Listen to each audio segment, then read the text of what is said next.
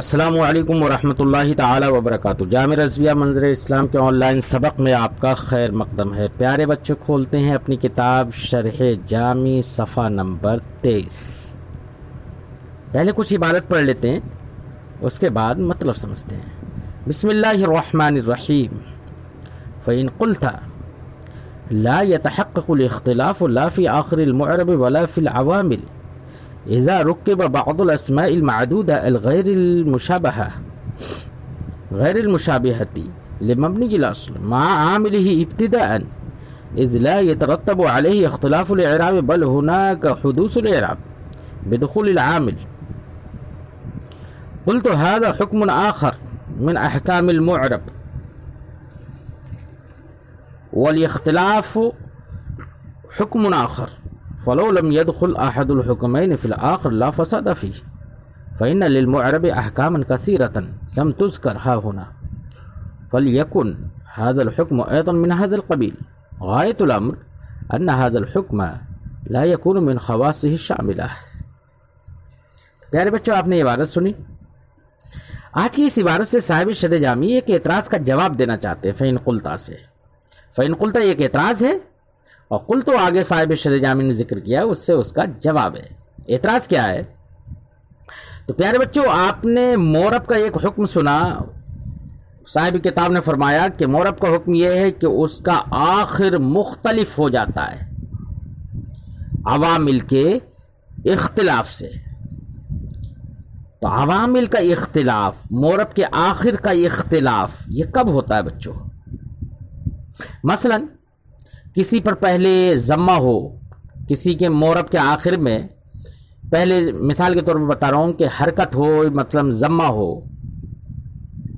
پھر اور اس پر عامل مقتضی فاعل ہو، پہلے سے اگر یہ ہے، اب اس کے بعد عامل مقتضی نصب آ گیا اس پر، اب اس معرب پر نصب آ جائے گا۔ تو پہلے سے کچھ نہ کچھ ہونا چاہیے نا، عامل پہلے سے کوئی نہ کوئی ہو کہ جس عامل کی وجہ سے کوئی نہ کوئی اس پر اعراب پہلے سے ہو، پھر اس کے بعد وہ عامل اور وہ اعراب بدل جائے، تب کہا جائے گا اختلاف ہوا۔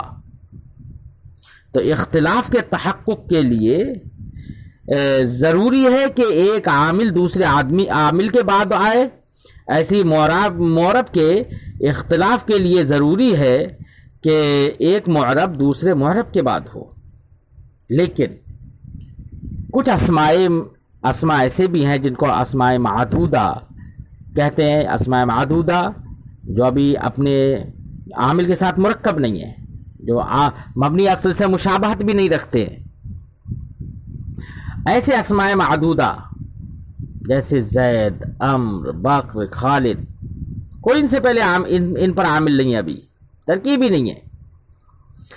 اب اگر ان کو ان کے عامل کے ساتھ مرکب کیا جائے تو یہ ابتداءً ترکیب ہوگی۔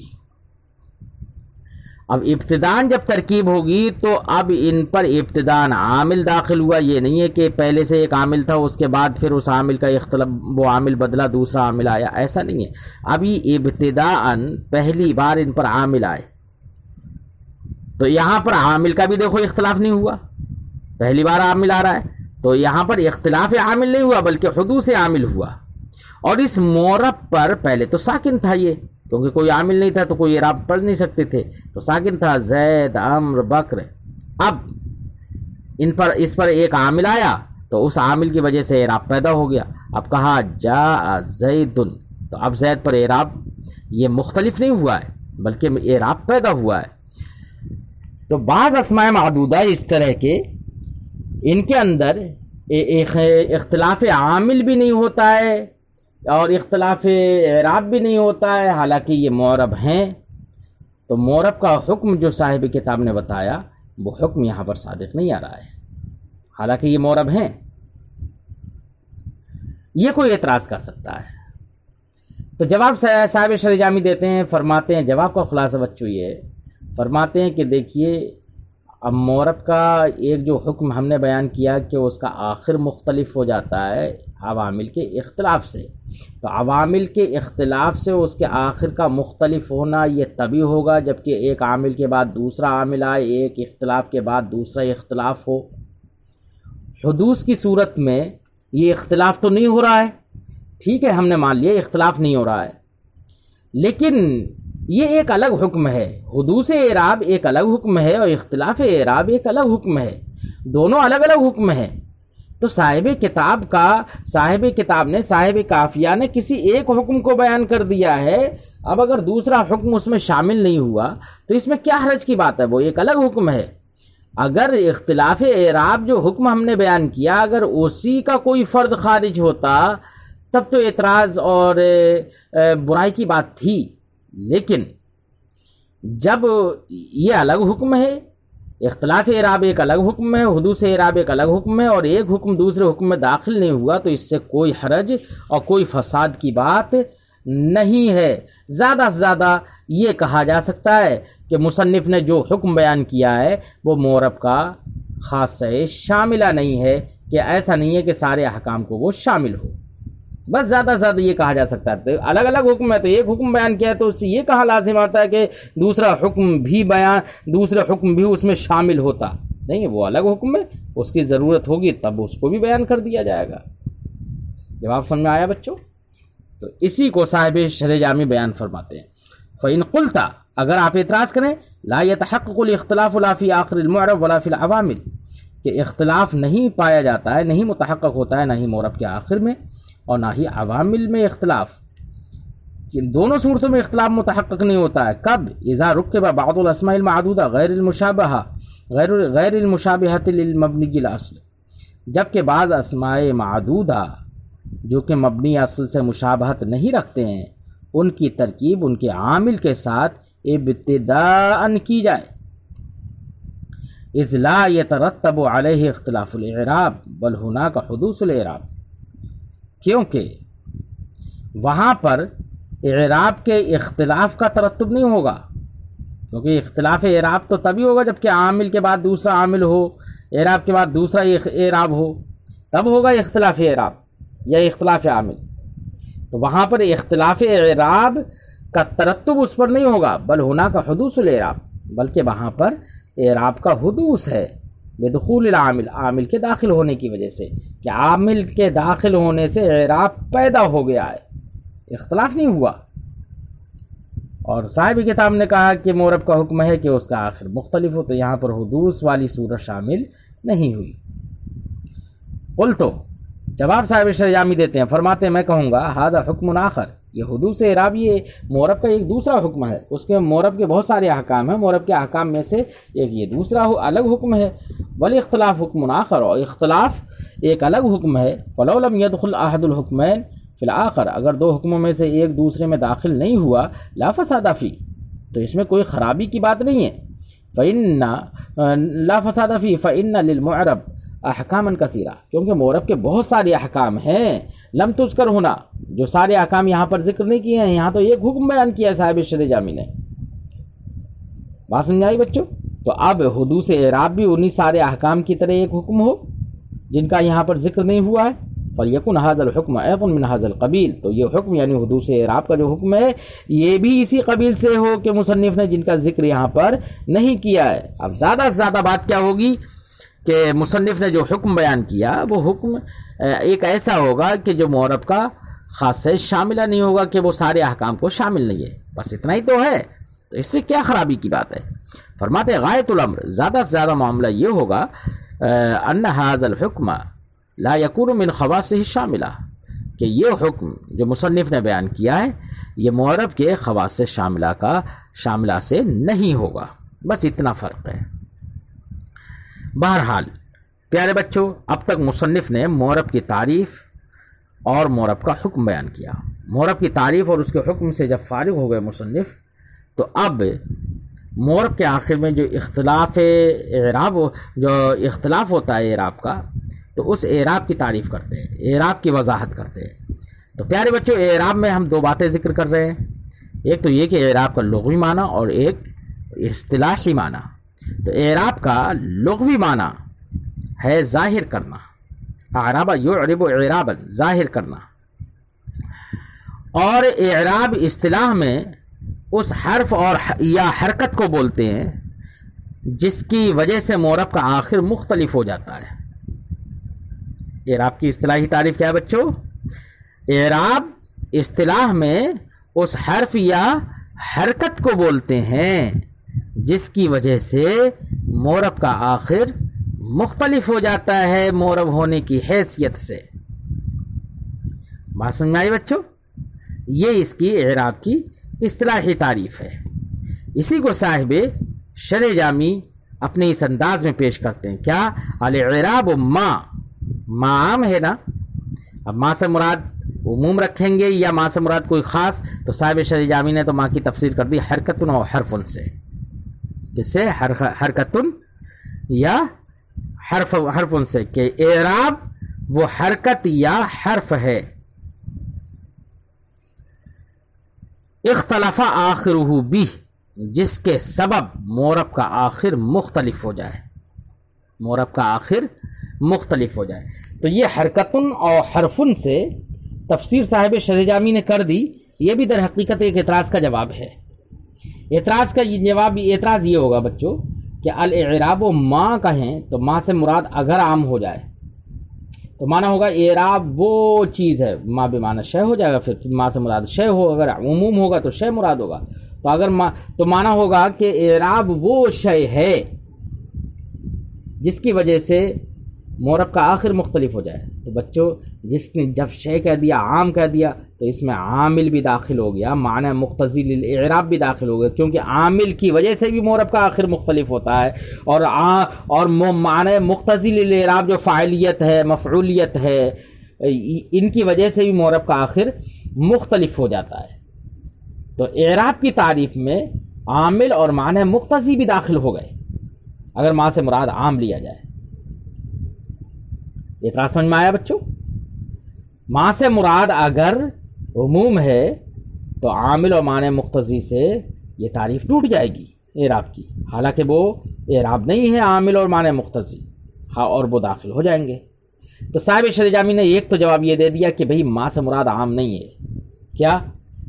بلکہ ما سے مراد خاص ہے، یعنی حرکت یا حرف جو جس کی وجہ سے معرب کا آخر مختلف ہوتا ہے۔ تو حرکت یا حرف سے تفسیر کر کے جواب دے دیا کہ ما سے مراد عام نہیں ہے، اور عامل اور معنی مقتضی وہ حرف یا حرکت نہیں ہیں، اس لیے اب ان سے اعتراض نہیں پڑے گا۔ تو ایک تو جواب صاحب کافیہ نے، صاحب شرح جامی نے یہ دے دیا ہے، لیکن یہ جواب درست نہیں ہے۔ کیسے نہیں ہے درست؟ وہ ابھی ہم ذکر کریں گے، پہلے تھوڑا ترجمہ کرتے ہیں۔ فرماتے ہیں الاعراب ما اے حرکت و حرف، اعراب وہ حرف یا حرکت ہے اختلف آخرہ، یعنی معرب کا آخر مختلف ہو جائے، من حیث ہوا معرب ہونے کی حیثیت سے، کیونکہ معرب کا آخر فاعل ہونے کی حیثیت سے مرفوع ہو جاتا ہے، مفعول ہونے کی حیثیت سے منصوب ہو جاتا ہے۔ اختلاف معرب کا آخر مختلف ہو، یہ معرب ہونے کی حیثیت سے، بات سمجھائی؟ من حیث ہوا معرب، ذاتن اختلاف ہو جائے، ذاتن اور صفتن صاحب شرح جامی نے فرمایا۔ ذاتن اختلاف کا مطلب کہ معرب کی ذات کا آخر بدل جائے، اور ذات کا آخر یعنی حرف بدلے، معرب کا آخر کا جو حرف ہو وہ بدل جائے، وہ مختلف ہو جائے۔ صفتن کا مطلب چونکہ حرکت ہے مراد، صفتن سے حرکت مراد ہے، کیونکہ حرکت وہ نفس کلمہ پر ایک زائد ہوتی ہے، جیسے کہ وصف ذات پر زائد ہوتا ہے، اس لیے حرکت کو تعبیر صفتن سے کر دیا مصنف نے۔ مراد ہے حرکت، یعنی معرب کا آخر مختلف ہو جائے، معرب کا آخر کا اختلاف ذاتن ہو، یعنی خود حرف مختلف ہو جائے اس کے آخر کا، یا صفتن ہو، یعنی اس کے آخر کی حرکت مختلف ہو جائے۔ اس سے اشارہ صاحب شرح جامی نے اس بات کی طرف کیا کہ معرب کا آخر جو مختلف ہوگا تو وہ حرکت بھی ہو سکتی ہے مختلف، اور حرف بھی ہو سکتا ہے، یعنی اعراب کی دو قسموں کی طرف اشارہ کر دیا، اعراب بالحرف اور اعراب بالحرکت کی جانب۔ بات سمجھ میں آئی بچوں؟ बिही ऐ बितिलकल हरकत या बिल हर्फ, उस हरकत या हर्फ के सबब मोरब का आखिर मुख्तलिफ हो जाए। तो हरकत या हर्फ मुराद ले लिया तो जवाब तो हो गया था बच्चों। लेकिन हमने कहा था कि ये जवाब सही नहीं है या काफ़ी नहीं है। क्यों नहीं है उसकी वजह बताएंगे। जवाब ये ज़ईफ़ क्यों है बच्चों? उसकी वजह ये है कि अगरचे आपने माँ से मुराद हर्फ या हरकत ले लिया, लेकिन अभी भी तारीफ़ इराब हुरूफ़ आमला पर सादिक है। कैसे? वो इस तरह कि हुरूफ़ आमला ऐसे हुरूफ हैं जिनकी वजह से मोरब का आखिर बदल जाता है। मोरब का आखिर तो बदलते देखा है ना, जैसे इन्ना ज़ैदन मिन ज़ैदिन, तो ये सब हुरूफ़ आमला है, मोरब का आखिर मुख्तलिफ हो रहा है ना। तो हुरूफ़ आमला ऐसे हुरूफ हैं कि जिनकी वजह से मोरब का आखिर मुख्तलिफ हो जाता है, बदल जाता है। जब बदल जाता है तो अगरचे चलो आमिल और ये माने मुख्तज़िल इराब से चलो आप छुटकारा हो जाएगा कि ये हर्फ या हरकत हैं, ये आमिल है, ये हर्फ या हरकत नहीं है। लेकिन हुरूफ़ आमिला वो तो हुरूफ हैं। बात समझ आई बच्चों? जब हुरूफ हैं तो अभी भी इराब की तारीफ में हुरूफ़ आमिला दाखिल रहे। तो सही जवाब साहिब शर जामी आगे जिक्र कर रहे हैं, फरमाते हैं वलौ अबक़ैत अला उमूमिहा। यहां से सही जवाब की तरफ इशारा।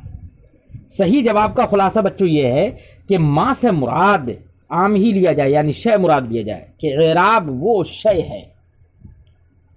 अब माँ से मुराद आम हो तो अब आप एतराज़ करेंगे कि अगर माँ से मुराद आम है तो फिर आमिल और माने मुख्तज़िल इराब से टूट जाएगी तारीफ। तो इसका फिर जवाब क्या होगा?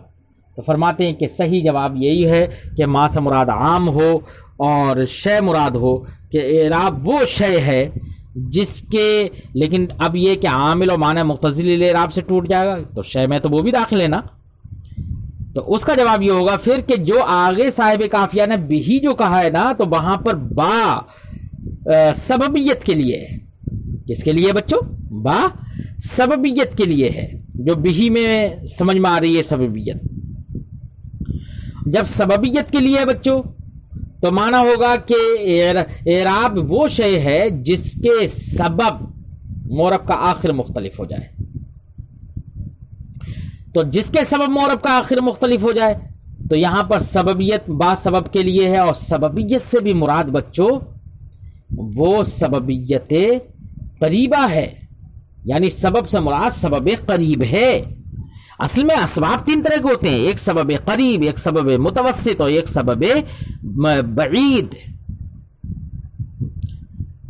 अब कोई कहेगा कि जब सबब मुराद है इससे कि एराब वो शय है कि जिसके सबब मोरब का आखिर मुख्तलिफ हो जाए, तो मोरब का आखिर तो आमिल के सबब भी मुख्तलिफ होता है। मोरब का सबब माने मुख्तज़िल एराब की सबब भी मुख्तलिफ होता है, और मोरब के सबब, मोरब का इख्तिलाफ, मोरब के आखिर में इख्तिलाफ जो होता है वो हुरूफ और हरकत के इख्तिलाफ के सबब भी होता है। तो सबब में तो सब दाखिल हो गए। तो जवाब साहिब शरजामी ने दे दिया कि सबब से मुराद सबब करीब है, क्योंकि असबाब तीन तरह के होते हैं, सबब करीब, सबब बईद और सबब मुतवस्सित। मिसाल से मैं समझाऊं बच्चों आपको। मिसाल के तौर पर मैंने कहा जा ज़ैदुन, तो जैद के दाल पर जम्मा आया, ये जम्मा, फिर हमने कहा राय तो जैदन, अब जैद के दाल पर क्या आ गया? नसब आ गया। अब ये नसब क्यों आया है? तो हम कहेंगे कि ये जैद के दाल पर जो नसब है यही इराब है, इसी के सबब मोरब का आखिर मुख्तलिफ हो गया है।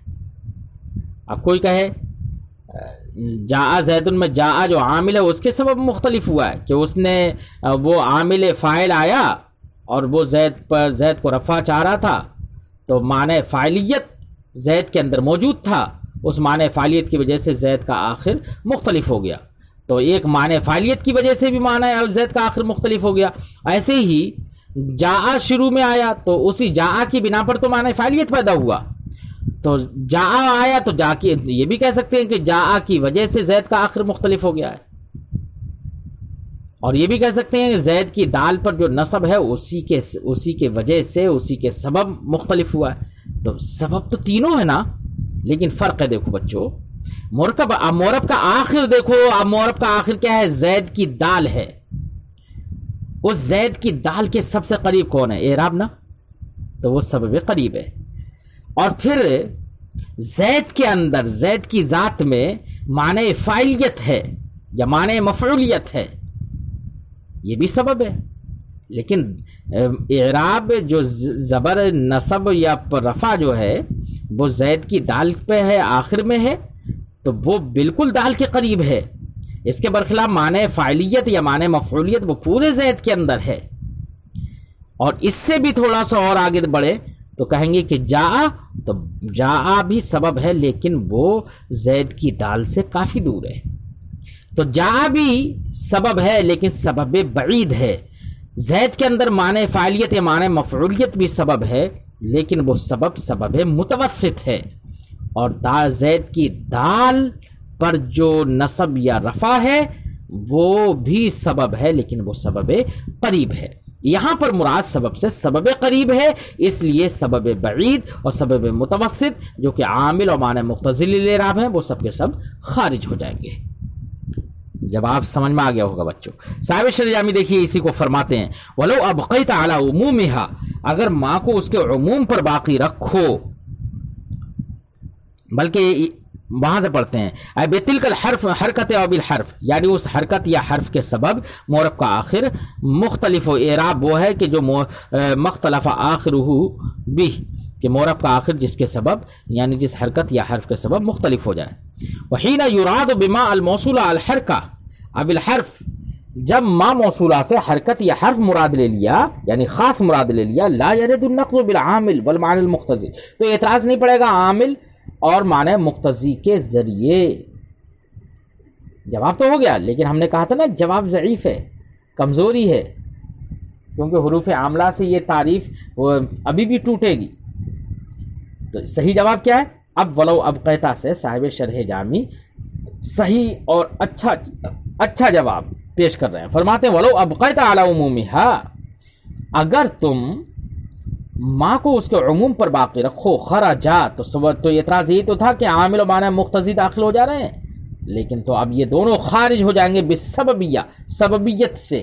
کس سے خارج ہو جائیں گے؟ سببیت سے۔ اب کوئی کہے کہ سببیت کہاں ہے؟ تو سببیت سمجھ میں آ رہی ہے، بہی کی جو با ہے وہ سبب کے لیے، اسی سے سببیت سمجھ میں آ رہی ہے۔ تو یہ دونوں خارج ہو جائیں گے سببیت سے جو کہ سمجھ میں آتی ہے من قولہ بہی، مصنف کے قول بہی سے، فإن المتبادر۔ اب کوئی کہے کہ سبب تو عامل و معنی مقتضی للاعراب بھی تو بن سکتے ہیں، تو صاحب شرح جامی فرماتے ہیں فإن المتبادر، وہ تو ہیں تو سبب، لیکن سبب جب بولا جاتا ہے تو سبب سے متبادر فی الفہم جو ہے وہ سبب القریب، کیا ہے؟ ذہن کس کی طرف جاتا ہے؟ سبب قریب کی جانب۔ والعامل والمعنی المقتضی من الاسباب البعیدہ، اور عامل اور معنی مقتضی للاعراب وہ اسباب تو ہیں لیکن اسباب بعیدہ سے۔ بات سمجھ آئی؟ اب صاحب شرح جامی نے ایک بات اور کہی تھی، جواب تو تفسیر تو ہو گئی پوری۔ صاحب شرح جامی نے ایک بات اور کہی، کیا؟ کہ مورب کا آخر جس کے سبب مختلف ہو جائے، من حیث و مورب ہونے کی حیثیت سے، تو یہ حیثیت کی قید کیوں لگا دی صاحب شرح جامی نے؟ تو بتا رہے ہیں کہ ہم نے حیثیت کی جو قید لگائی ہے اس کی وجہ کیا ہے، وہ وجہ بتا رہے ہیں۔ فرماتے ہیں وہ بقید الحیثیت خرجن حرکت نحو غلامی، جیسے مثال کے طور پر بچوں غلامی ہے، غلامی میں آخر میں تو ہے یا، اور اس سے پہلے ہے غلام کی میم، میم پر کسرہ ہے۔ کیا میم کے غلامی کے میم پر جو کسرہ ہے، یہ کسرہ کیا اعراب ہوگا؟ مورب کا آخر مختلف ہو مورب ہونے کی حیثیت سے، تو غلام یہ مورب ہے، مصنف کے اختیار کے، مصنف نے جیسے اختیار کیا ہے، مصنف کے مطابق جیسے ہم اس سے پہلے غلام بیان کر چکے ہیں کہ غلامی میں غلام یہ مورب ہے مصنف کے اختیار پر۔ لیکن یہاں پر غلام کی جو میم پر جو حرکت ہے نا، تو اس حرکت کا اختلاف مورب کے آخر میں مورب ہونے کی حیثیت سے نہیں ہو رہا ہے، بلکہ یہاں پر مورب کے آخر میں یہاں پر حرکت کا اختلاف کس کے سبب ہوتا ہے؟ یا کے سبب، کیونکہ یا کا ما قبل ہے وہ، اور یا اپنے ما قبل کسرہ چاہتی ہے، اس لیے یہاں پر کسرہ آیا ہے۔ تو یہاں پر غلامی کا جو میم پر جو کسرہ ہے وہ اعراب نہیں کہلائے گا، کیونکہ اعراب اسی کو کہیں گے کہ جس کے سبب مورب کا آخر مختلف ہو مورب ہونے کی حیثیت سے۔ یہاں پر مورب کا آخر مختلف تو ہوا، چاہے تقدیراً ہی صحیح مختلف تو ہوا، لیکن مورب ہونے کی حیثیت سے نہیں، بلکہ کسرہ کس حیثیت سے آیا؟ یا کے ما قبل ہونے کی حیثیت سے۔ تو اب اس کو خارج کرنے کے لیے مصنف نے من حیث ہوا مورب کی قید لگا دی۔ فرماتے وہ بقید الحیثیت، حیثیت کی قید سے خرج حرکت نحو غلامی، غلامی جیسی مثالوں کی حرکت خارج ہو گئی۔ کیوں؟ لأنہ معرب علی اختیار المصنف، کیونکہ غلامی یہ مصنف کے اختیار پر معرب ہے، کیونکہ دیگر نحویین نے اس کو مبنی بھی قرار دے دیا ہے۔ لیکن اختلاف هذه الحرکہ، لیکن اس حرکت کا اختلاف مورب کے آخر پر لیس من حیث انہ معرب ہونے کی حیثیت سے نہیں ہے، بل من حیث انہ ما قبل یا المتکلم، بلکہ اس حیثیت سے ہے کہ وہ یا متکلم کا ما قبل ہے۔ وبہذا القدر تم حد الاعراب جمعا ومنعا، اس قدر جتنی اب تک تعریف ہم نے کر دی، جو توضیح کر دی، اس قدر اعراب کی تعریف جامع اور مانع ہے۔ اعراب کی تعریف کیا ہو گئی؟ جامع اور مانع ہو گئی۔ اب اگر کوئی اعتراض کرے جب اعراب کی تعریف جامع اور مانع ہو گئی تو جناب آگے صاحب قافیہ نے لیدل علی المعانی المعتبرۃ علیہ کیوں کہہ دیا؟ اب اس کے کیوں کہہ دیا، اس اعتراض کا جواب دینے کے لیے صاحب شرح جامی شروع ہوتے ہیں، لیکن ہم اپنی گفتگو کو آج ہی پر ختم کرتے ہیں۔ اعتراض اور اس کا جواب کل یعنی آئندہ سبق میں سنتے ہیں۔ السلام علیکم ورحمۃ اللہ تعالی وبرکاتہ۔